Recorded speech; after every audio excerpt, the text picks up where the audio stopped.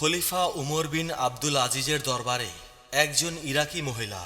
আসসালামু আলাইকুম ওরহমতুল্লাহি অবরকাতুহু। ইরাকের গ্রাম অঞ্চল থেকে একজন ইরাকি মহিলা নিজের অভাব অভিযোগ জানাতে খলিফার দরবারে আসেন। দরজায় কোনো দারোয়ান না থাকায় তিনি জোরে জোরে বললেন, কোনো দারোয়ান আছেন কি? মহিলাকে জানানো হলো দারোয়ান নেই, খলিফাও এই মুহূর্তে বাসায় নেই। আপনি ইচ্ছে করলে অন্দর মহলে খলিফার স্ত্রীর সাথে দেখা করতে পারেন। এরপর আগন্তুক মহিলা ভেতরে প্রবেশ করলেন। দেখলেন একজন মহিলা নিজ হাতে ছেঁড়া কাপড় সেলাই করছেন। তিনি অনুমান করলেন হয়তো ইনি খলিফার স্ত্রী, কিন্তু তার বিশ্বাস হচ্ছিল না, কারণ একজন খলিফার স্ত্রী কিভাবে ছেঁড়া কাপড় সেলাই করতে পারে। তাই তিনি সালাম দিয়ে জিজ্ঞেস করলেন, আপনি কি খলিফার স্ত্রী? সালামের উত্তর দিয়ে ওই মহিলা বললেন, হ্যাঁ, আমি ফাতিমা, খলিফার স্ত্রী। ইরাকি মহিলা লক্ষ্য করলেন বাসায় কোনো দামি আসবাবপত্র নেই। তাই তিনি নিজে নিজেই বলে উঠলেন, এই বাড়ি থেকে আমার অভাব দূর করার মতো কি বা আশা করতে পারি? ইরাকি মহিলাটি কথাটি আস্তে আস্তে বললেও কথাটি খলিফার স্ত্রীর কান পর্যন্ত পৌঁছে যায়। ইতোমধ্যে এক ব্যক্তি এসে দরজার সামনে পানির কূপ থেকে পানি ওঠানোর জন্য বালতি নামালেন।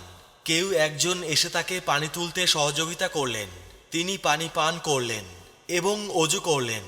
এ সময় ইরাকের মহিলা বারবার খলিফার স্ত্রীর দিকে তাকাচ্ছিলেন। ইরাকের মহিলা খলিফার স্ত্রীকে বললেন, আপনি পর্দা করুন, লোকটি আপনার দিকে বারবার তাকাচ্ছে।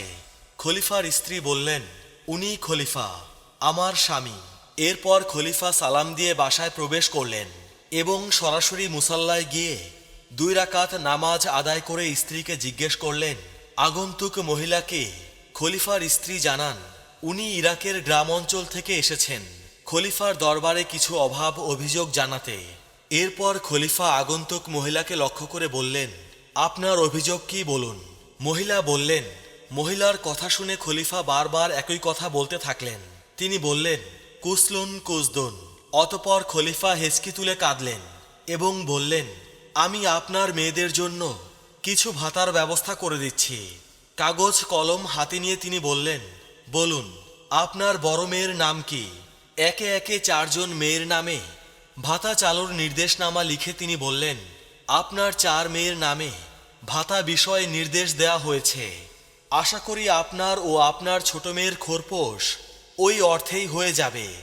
আপনার মেয়েরা যেন বিষয়টি খেয়াল রাখে। ইরাকের গভর্নর বরাবর লেখা চিঠি নিয়ে ইরাক থেকে আগত মহিলা ফিরে যান।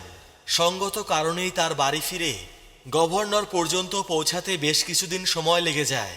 ইরাকের গভর্নর চিঠি হাতে পেয়ে বলে উঠলেন, উনি তো ইন্তেকাল করেছেন। মহিলা বললেন, খলিফা সত্যিই ইন্তেকাল করেছেন? গভর্নর বললেন, হ্যাঁ।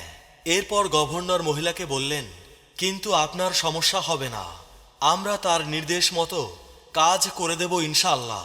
খলিফা বারবার যে কথাটি বলছিল সেটা হচ্ছে কুসলুন কুসদুন। এর অর্থ হচ্ছে বিবাহযোগ্য পাত্রী, অথচ সেদিকে মানুষের ভ্রুক্ষেপ নেই। কেউ বিয়ের প্রস্তাব নিয়ে আসে না, আর তাদেরকে বলা হয় বানাতুন কুসলুন কুসদুন।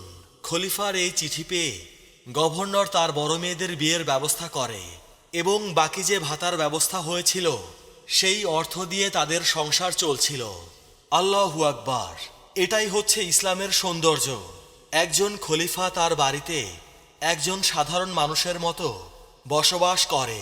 কিন্তু আজকের সমাজে আমাদের ইসলামের এই সৌন্দর্য কতটুকু দেখতে পাওয়া যায়? কমেন্টের মাধ্যমে জানাবেন ইনশাআল্লাহ।